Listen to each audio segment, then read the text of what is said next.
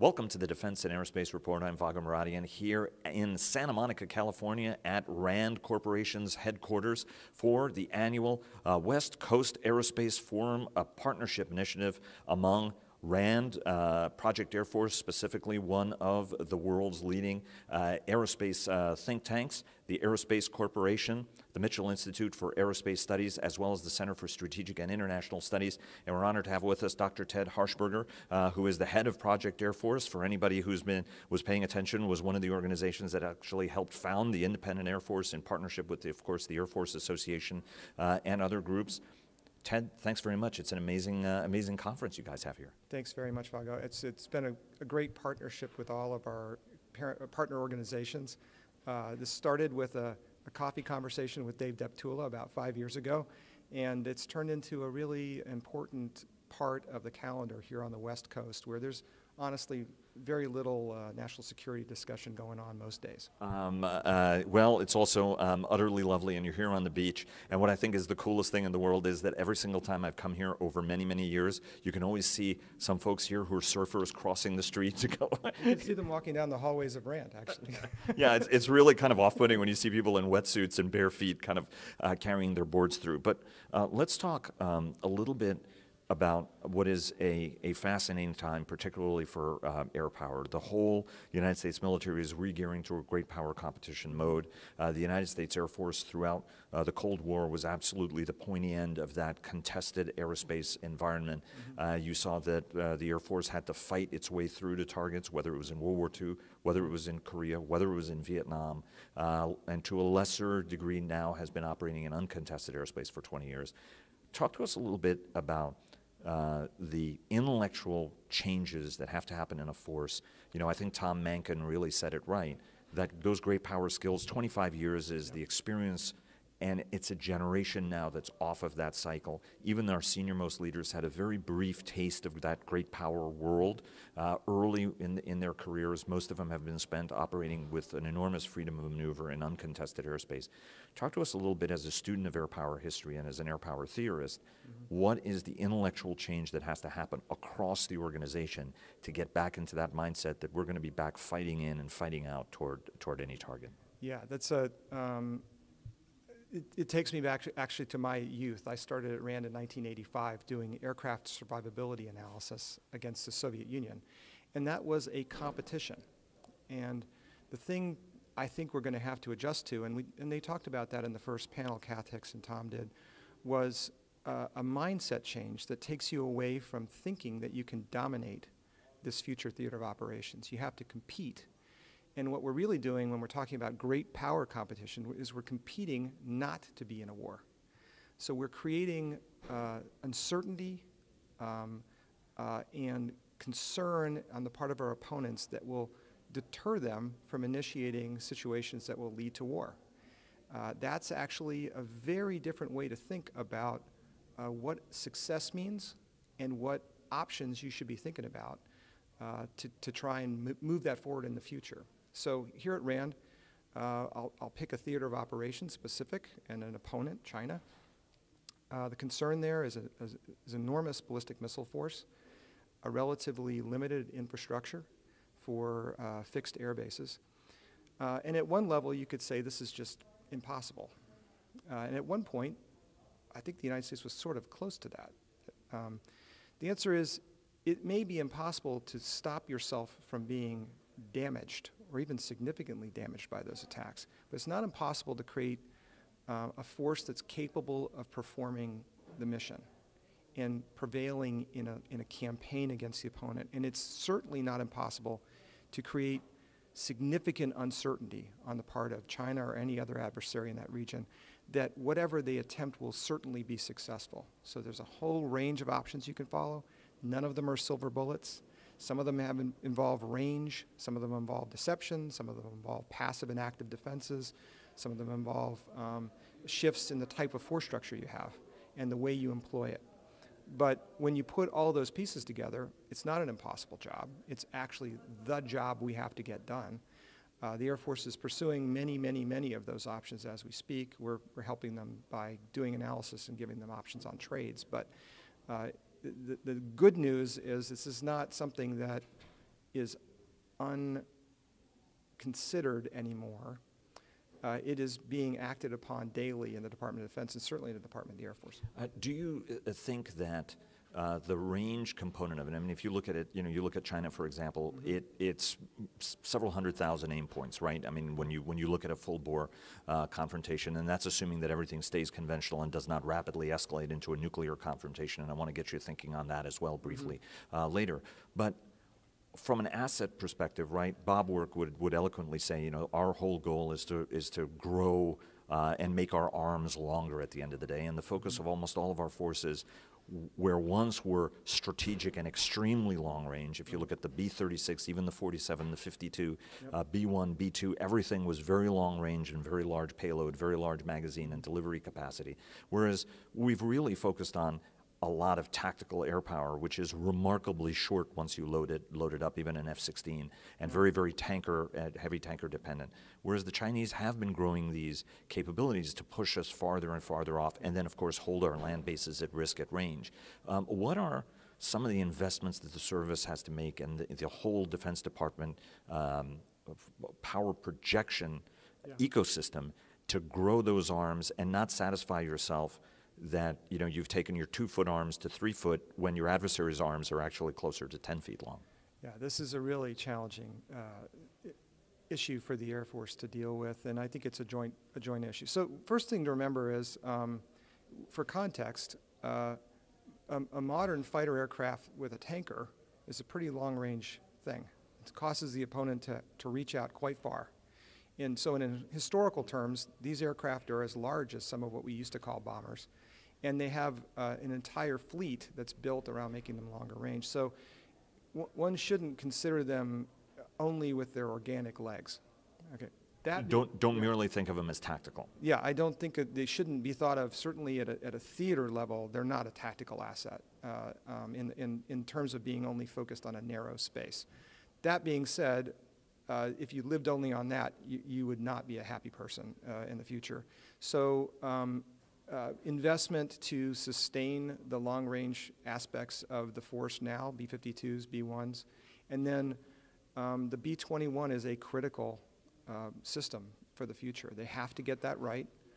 They're taking a very aggressive approach to doing that. We have to buy it in numbers. It can't turn into the death spiral the B-2 had. And it will create a lot of uncertainty, not just with great power competition like China and Russia, but with potential regional adversaries that literally don't know where we're coming from and when. You can see a little bit of that on the Korean Peninsula now with bomber overflights. It's a signaling device, but it actually has real backing behind it. The other thing to consider when you look long-term at Air Force force structure is there's often an argument that these planes will fall out of the sky if we don't. Planes don't ever actually fall out of the sky. You can always keep them going. It costs you more, and it creates opportunity costs that don't allow you to move in other directions. So that's the long-range aspect. The other part is quite literally, and you can see this in Dr. Roper's thinking and others And Dr. Roper is the acquisition chief of the United States Air Force. Right. And others in the innovation enterprise in the Air Force, which is larger than it was only a few years ago, is really quite different approaches to gaining access to denied territories. Some of those are technologically driven and kind of Air Force-centric in their development sense. Others really are relying upon more multi-domain and joint and combined capabilities to try and present the opponent a much more challenging problem in keeping us out. And so I think there's hope there that, there's a lot of emphasis on the large, Category 1 acquisition programs that cost many, many billions of dollars, and it's important to get those right. But there's a lot going on that enables new approaches that might not actually be so obvious as a huge budget investment, but it's an intellectual and in some ways a horizontal or lateral move on the United States' part in terms of the types of capabilities and investments it's making.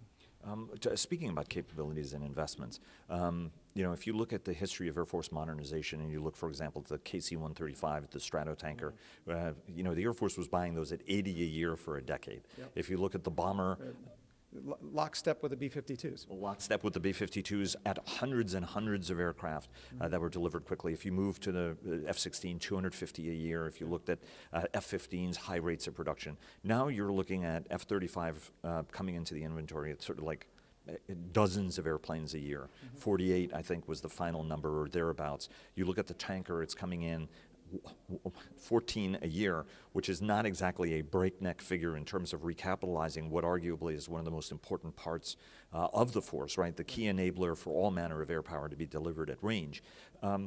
Is it time to start, and for the department, one of the criticisms of the National Defense Strategy and as well of the National Defense Strategy Commission that reviewed that strategy was to not actually prioritize. Yeah. Is it time for the United States, given that everything that we and our allies do is so dependent on air power, to really make a generational capital investment decision that this must be recapitalized at a far, far more aggressive rate? Because even though we talk about the B-21 or the F-35 and the tanker, you look at it across the force, the special mission aircraft are aging. Nobody's ever said, hey, the RC-135 is a spring chicken. Talk to us about how organismically we have to look at this, given that the strategic deterrent effect will wear off, right? The conventional deterrent, at some point the Chinese may miscalculate that it's like, hey, look, their force is just too old and too decrepit to be able to project force at range. So that's I think there's lots of moving parts to that make it hard to make a blanket statement about what the rates should be. So on the one hand, I would say there's different answers for different parts of the force. Okay. So if you're talking about recapitalizing the tanker fleet, honestly, those tankers will last a long time. Replacing them steadily at a rate that you can understand, support, and sustain, and not vary up and down in a large amount, is probably a wise move. And there's not necessarily a technological shift going on underneath that system that's going to make it problematic for you to take a while to do that. Unlike what it was between the KB-50, for example, and KC-50 and 97s to the 135. Correct. So I think you have to be careful about which part of your force you're talking about needing speed for. Other parts of the force are problematic for taking a long time to recapitalize because you'll find that the production at the end of that is now somewhat obsolete if you left it the same. So now what you're doing is having to upgrade your modernization as you go through. Now there's ways to do that with like a block strategy. That's what we use with the F-16 and F-15 actually, where we consciously understood that there's a block here that was going to be not have new technology inserted on it. The next block was going to have technology inserted on it, and you move forward. The Navy's done similar things with the F-18. And let's remember, too, that even those older systems aren't the same older system we actually bought. They have lots of new stuff on them. So there is a bit of a challenge with the F-35 in that regard, in that it is such an integrated system that the block process on that doesn't quite work the same. It's really software driven. So how long that takes is a bit of a religious argument. Okay. And it is a bit theological. Yeah, and the problem there is it's a religious argument across services. So if you were really going to substantially up the rate with a fixed budget of one portion of the force versus another, there's an opportunity cost there. And comparing the loss and risk associated with that is an apples and oranges issue. So typically what you'll see is they just don't want to get in that fight because it's not really, you might win it, but you didn't win it because you had a better structural analytical argument. You won it because you managed to convince leadership to do it that way. That's probably going to be paid back at some point in the future. Better to structure this from a threat question and a feasibility in terms of budget and production, and then do it and not vary up and down a lot, because that varying up and down is what really messes up your industrial base, it messes up your planning, and it ultimately messes up your budget. And so if you were going to use that trade space, you would, so instead of saying, I'll accelerate the programs, put accelerated investment in the weaponry and the systems that actually enable you to reach and touch many more targets more quickly. Yeah, so to my mind, you have some foundational acquisition programs that we have initiated already, and some probably coming down the pike in the near term that you got to get right. And we're talking tens, hundreds of billions of dollars. They by themselves will not solve your problem. There's a whole host of other innovative and faster turning technologies that need to get integrated onto those systems and pushed forward faster than they are now, that will ultimately allow you to be relevant and deter in the near future and in the longer term. Let me take you to the question of the Army's long-range fires, precision fires program. Obviously very important. Certain air power advocates look at that as the Army's every 10-year decade, every decade or so to reinvent the Air Force. There are some people who make that case. Army leaders make the case, look, all of our artillery systems really are way too short-legged for any of the challenges that we face, and any self-respecting artilleryman, red leg, would say, hey, we've always sought the holy grail of greater range, greater precision, and so if we can get that to a 1,000-mile gun to use for certain select applications, there's no harm in doing that. And they always point out, this is not to put the Air Force out of business, but how to get this together to be able to project force and fires. Yeah. Talk to us a little bit about the way, because you have a very nuanced view of how these are not actually conflicting, but actually highly complementary approaches. Yeah, and so, to my mind, the challenge here is to not get trapped in an old way of talking about this. So when we thought of a very linear battlefield and really quite primitive deconfliction approaches, you had challenges with deciding who is going to hit that target back there, and then how you're going to keep from getting in each other's way as you hit it. Well, a lot of that's not the same anymore. We don't really have a linear battlefield. We might have a much more fluid, cross-connected, and intermingled battlefield no matter what. Our methods of understanding where things are and coordinating and collaborating on that are much better than they used to be. And the problems that our adversaries are posing us are far, far more challenging than they even were during the Cold War when I started out doing analysis on the Central Front in Europe. These are very, very challenging systems to deal with and approaches by our adversaries to try and keep us out.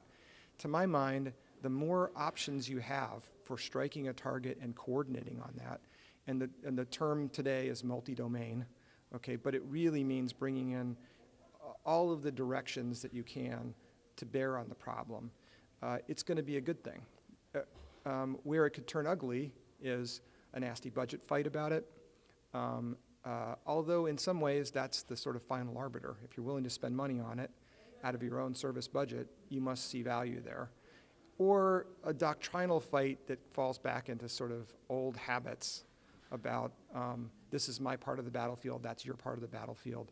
I don't think I see Air Force leadership or Army leadership, frankly, moving actually in that direction. I see them quite the opposite. They're making sincere efforts to sort of rebuild a common doctrinal construct around this. It's hard. It's going to take them a while. Both RAND Project Air Force and the RAND Arroyo Center, which does a similar role for the Army, both of us are working on this together for the Army and the Air Force together. And there's a lot of other people involved in that. A lot of it has to do with better command and control processes. There is some doctrine that's going to have to get sort of reinvented. It's not necessarily all brand new. Some of it's going back to the future, but it needs hard work, and it comes from this construct of, hey, this is a hard, challenging problem. We're not dominant on it anymore.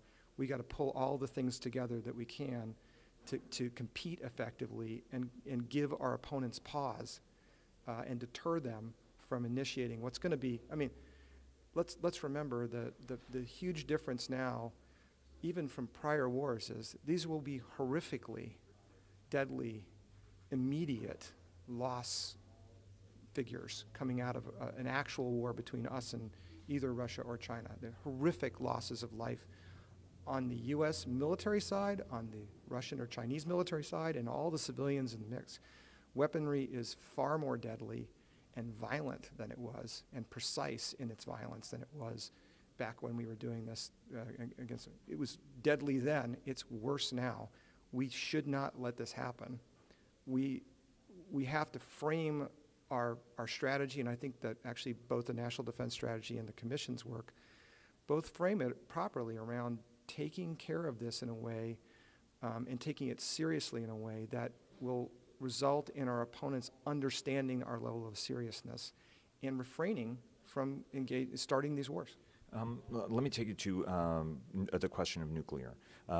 General Kevin Chilton, who is the head of Strategic Command, also an astronaut, an Air Force 4-star astronaut, is a passionate advocate for nuclear weapons, making the case that World War II was the deadliest conflict in history, and 75 million people died because there were no nuclear weapons. He said, you want to see a world without nuclear weapons, it's going to be potentially a very, very gory conventional conflict. Our adversaries, particularly the Russians, talk very casually about use of nuclear weapons, tactical uses of nuclear weapons, escalating to de-escalate, what have you. The United States Air Force had some of the nation's greatest strategic nuclear thinkers in its ranks across history.